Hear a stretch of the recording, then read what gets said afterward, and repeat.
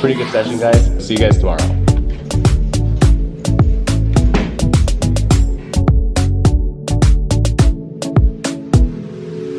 Up with it, girl. Rock with it, girl. Show them it, girl. With a bang bang. Bounce with it, girl. Dance with it, girl. Get with it, girl. With a bang bang. Come on, turn the radio on. It's Friday night and I won't be long. Gotta do my hair, put my makeup on. It's Friday night and I won't be long till I hit the guns now. Hit the guns now. I got all I need.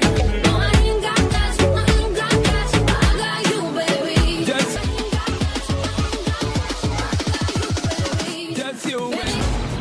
All right, what's going on, everyone? It's Monday and we are here actually at one of my friend's apartment. This is Megan. She is the friend that showed me this place. Say hi.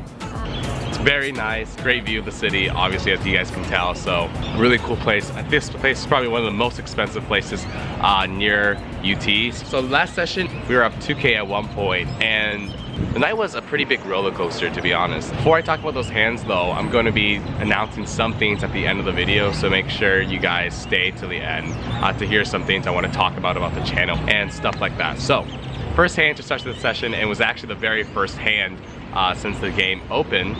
We have ace jack offsuit in the cutoff. We make it 25. Folds to the big blind, who raises to 85. So we're both pretty deep at this point, and the 3-bet's pretty small. Not going to be folding ace jack offsuit when I open in the cutoff to a big blind 3-bet. Hand is just too strong to fold. So we make the call. Flop is good. It's jack 7-4, 2 spades. He checks to us. Pretty sure we have the best hand now. Going to go for some value. We bet about 90. He calls. Turn is the 10 of spades, so not a great card for us. I don't expect him to have too many flushes, but he definitely can have some. He can have hands like pocket 10s and jack 10. So I just had to check back, you know, definitely looking to play some rivers. You know, obviously there are a lot of bad rivers, but you know, I think betting gets kind of thin at this point, and if we get raised, it's a disaster. So we decided to check back. River is a clean 5, so we're feeling pretty good about the situation depending on what villain does. But he ends up checking to us, so we're obviously feeling pretty good about our hand. We bet 210 and he ends up making the call. We show our hand and we're good, so nice one to start the session. So next hand is a bomb pot, and we haven't had these in actually a long time in the vlog, I think. But there's gonna be a lot of them in this video, so stay tuned. But bomb pot ensues. We're only 7-handed actually at this point, so only about 175 in the middle. Flop is ace, queen, 9, 3 clubs. It checks to us on the button and we look down at the ladies. So we have middle set here, pretty excited about the situation, but when there's 6 other players, you know, obviously one person probably has a biggish club. Someone can have flushes that are looking to trap. So we have to proceed with caution, but still definitely looking to value bet right now. We bet about 130 and one player calls. Turn is good, doesn't change much. Villain checks to us and we decide to bet again for value. We bet 350. He calls. River is a pretty bad card now. It's not a club, but it does bring 4 to a straight on the board, so not loving that.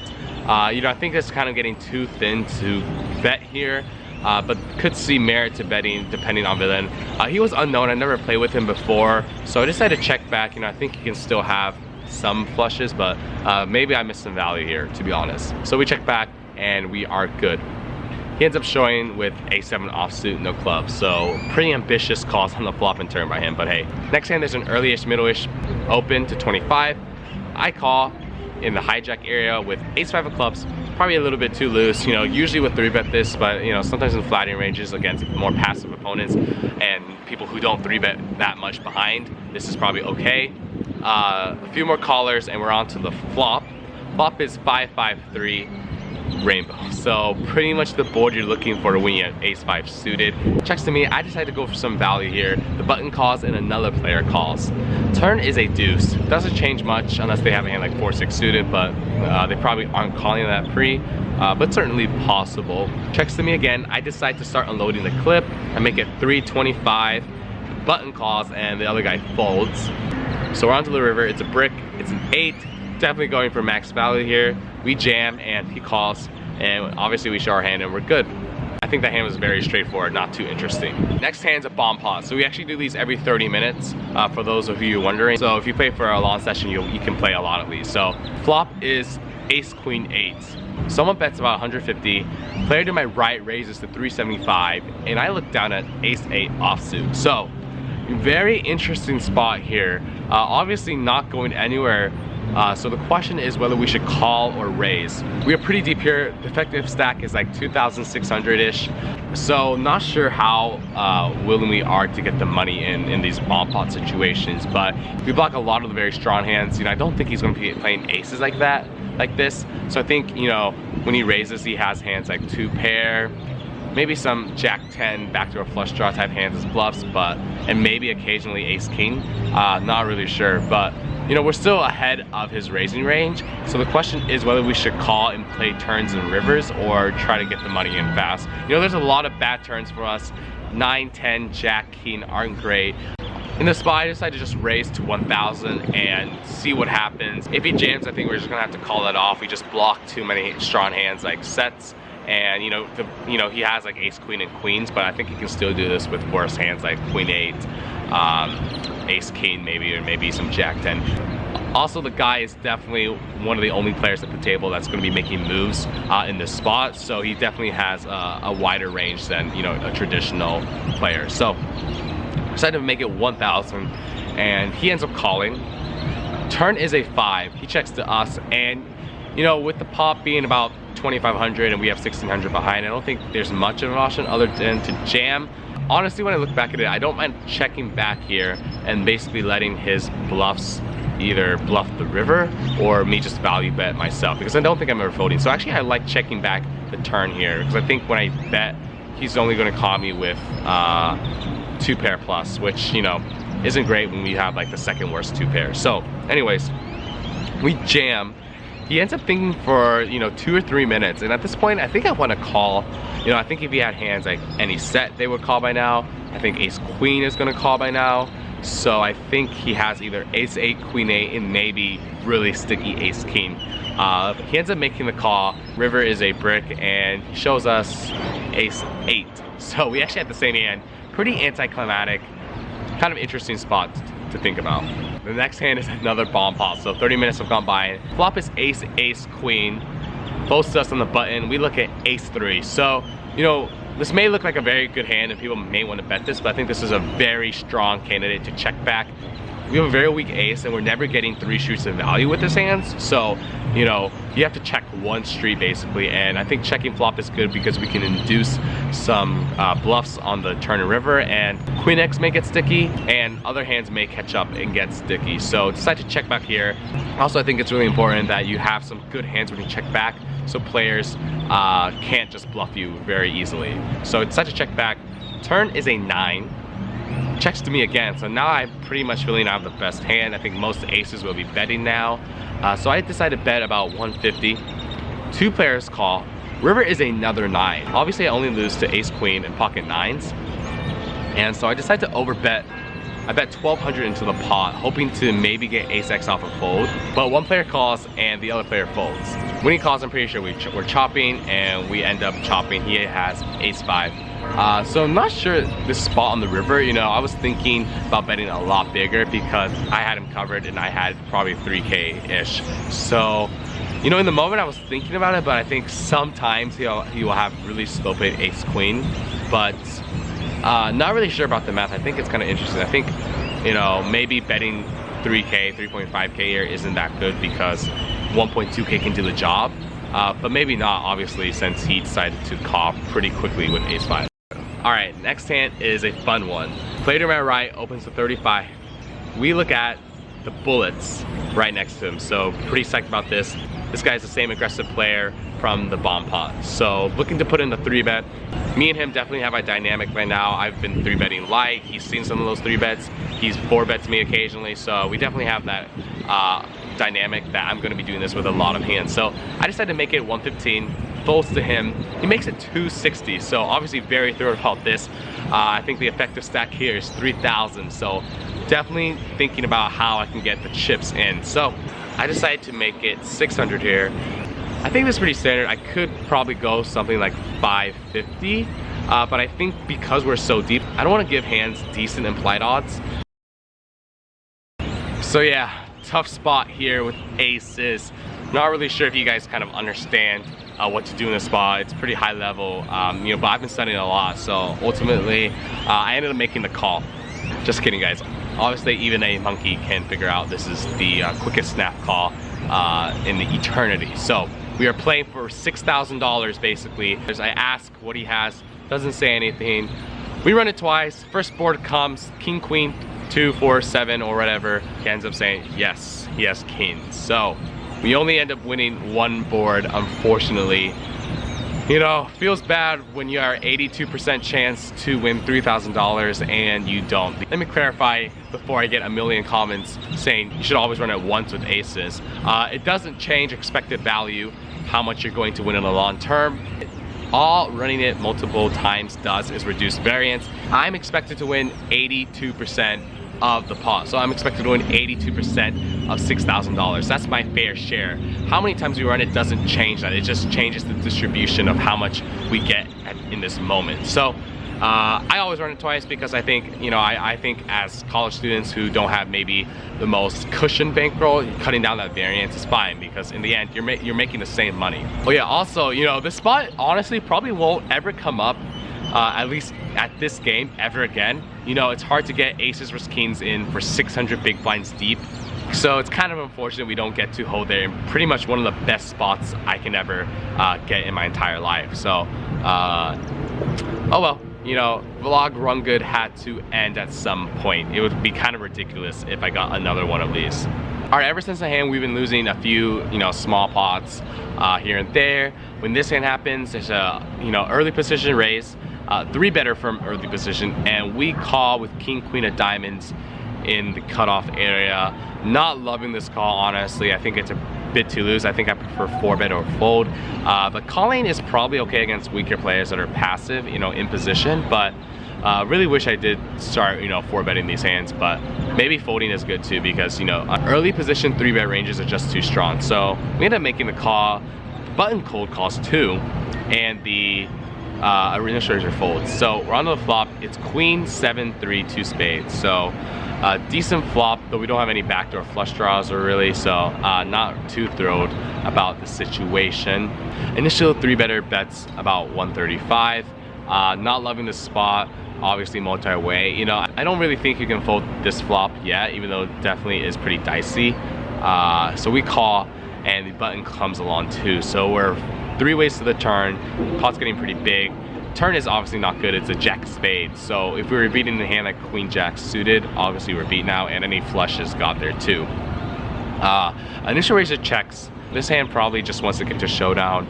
Bluffing is probably too ambitious here 2 ways when both players can still have pretty good hands. So we check, and the button ends up checking too.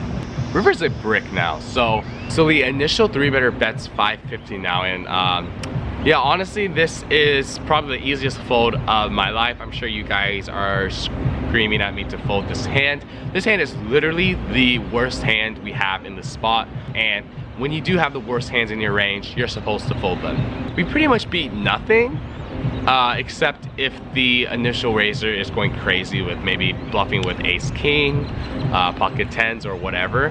And you know, the only reason I ended up calling was this guy, to say the least, was definitely the biggest loser at the table so far in the night. I think he was stuck a few buy-ins. Well, not a few, many buy-ins, and he's been doing some weird stuff. So, you know, that's my argument. But you know, with the player behind me, I think I just have to fold this hand. You know, I can call with ace queen, I think, if I want to get sticky. So I just think this is a pretty awful call. No reason to really justify it. But we end up making calling, and when the button calls, we know we are screwed.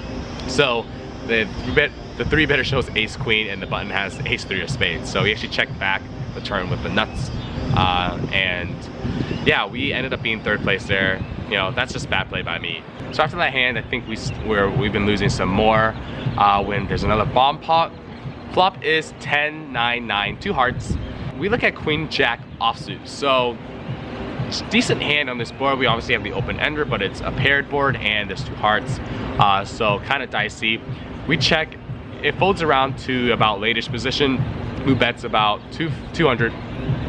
Player 2 is left calls, And when it's floated around to me, you know, I would definitely want to raise a lot of 9s here. So, you know, to balance that out, I think I want to bluff sometimes, and you know, maybe I can bluff heart combinations only, but you know, Queen Jack offsuit can't be that bad of a hand to start to choose to bluff with. You know, we block good 9s like Queen 9 and Jack 9, although that may not be relevant in bomb pots when they can have every 9. So we decided to make it a raise here to 575, hoping to take it down. You know, if we get a hand like a 10 to fold, that's a huge win, and we can obviously hit at 8 king or 8 on later streets. Unfortunately, the person who bet 200 goes all in. I didn't realize how short he was, so this kind of makes this bluff not as good. The player just left folds, and obviously for you know, whatever it was, like 350 more, we can't fold getting these odds. We end up calling, and we run 2 boards and actually do not win any of them, so lose a decently big one there. I think at this point now we are stuck 500 bucks from being up 2K, so not feeling great now, but the game is good and I'm going to stick through it. I think I top off 700 more, so I have about 1.7K. This ain't happens. So there's a limp, someone makes it 25, someone calls, I look at jacks in the cutoff, I make it 135, folds to the cold caller who caught the 25, and he ends up making the call. Flop is 5-3 deuce, 2 clubs. Pretty good flop for us, obviously. We're gonna have large strong hands here, and the cold caller probably won't have too many good hands here. We bet 100, small bet, no need to go bigger. He calls. Turn is a 10. Pretty good card for us, doesn't change much. So it's weird when the player decides to lead for 3-8. Definitely strange why he's deciding to lead this turn. You know, maybe he has the hand like pocket 10s that wants to play this way, but I don't think so. So I think this is kind of a lead that he's trying to figure out where he's at right now. So we end up making the call. I think raising is pointless because, you know, if he has a hand like 7s, he may fold, and he's only going to continue with probably better. So raising is out of the question. So we call. River is a pretty good card for us. It's a 5. And we check. This river is good because there's obviously only one combination of 5s now. All in all, it's just a brick river. So when he checks to us, I'm feeling pretty good about a hand. You know, honestly, I was thinking about checking back here, but I think this is just a great spot for thin value. You know, he probably has a hand like 6s through 9s, or maybe, you know, a 10 that floated flop like with the club draw. So decided to bet here. I really don't see how I'm beat. So bet something like half pot for value, like 600. He ends up making the call. We show our jacks and we're good. Our next hand is an open to 60. Really big open. This is not how most of the races have been, but this player decided to make it 60. It's been relatively tight, so kind of concerned about that, but we have ace queen offsuit in late-ish, middle-ish position, and I think this hand is probably too strong to call even to a 12x raise, so we end up calling. We end up going heads up to the flop. It's ace queen 7 3 clubs, so flop top 2, but you know, obviously board is wet and we want to get value fast before it gets worse. So he bets 75. So when he bets 75, I'm looking to put in the raise because I don't think he has many hands that are better than us. There's only 2 combinations of sets because I don't think he raises 7 to 60 in early position, and there's only like maybe 3 or 4 combinations of flushes that are open to 60, like king jack of clubs, king 10 of clubs, jack 10 of clubs, and even some of those may not decide to raise to 60 or even play in early position. So, you know, let's just say there's like 3 or 4 combinations that beat us, but there's a ton of ace kings out there, or maybe kings with the club that's decided to betting. Tons of hands that we can beat and get value from. We make it 250. He ends up calling. Turn is a brick. He checks to us, decide to bet again for value and protection, you know, denying hands like ace king with the 1 club to see a free river. So we decide to bet 325. He calls. So river's clean, it's a 5. Checks to us again, and like kind of the last hand, I think a lot of players may want to check back here. Obviously they think, oh, there's a lot of flushes that beat us and maybe some sets, but you know, I really don't think there's that many hands that do beat us, and he's gonna have a lot of ace king. You know, just looking at a pure combo standpoint, I think, like we said, there's only 3 or 4 combinations of hands that beat us, but there's 8 combinations of ace king. So I don't know about you guys, but if we can get called by even half of those combinations of ace king, this is a profitable call. So we decided to bet 525, really targeting ace king. So we decided to bet 525, really targeting ace king. He makes a call, we show our hand, and we're good. So yeah, I really like the thin value we got from this hand and the jack's hand too. All right, we're getting near the end, I promise, guys. We opened ace of hearts in early position 25, and there's like 5 callers. Flop is king, queen, queen. So obviously we have nothing. We check and everyone checks. Turn is a 4. So obviously this doesn't look like much. But when the big blind decides to bet 75 and it folds to me, you know, I'm thinking the big blind in particular is going to have a lot of hands here. He's going to have every spade combination pretty much, and a lot of Jack 10 suited, even Jack 10 offsuit. I play with this player a bit. Knowing his reputation, he's going to be bluffing a lot of the time here. So I just had to make the call. You know, yes, there's some players behind me, but I'm not really worried with anyone having a queen. You know, I'm pretty sure those are going to bet this flop.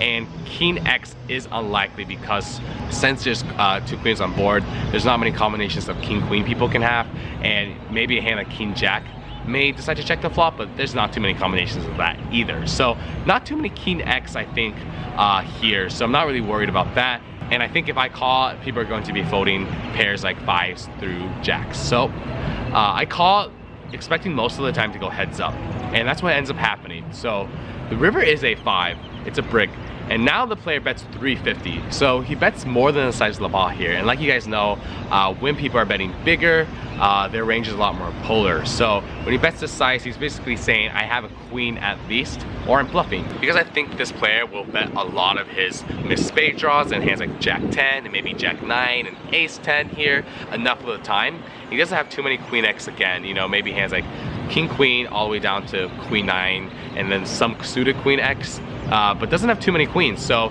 you know, I think he has a lot of bluffs, and like you guys know, I'm a huge station.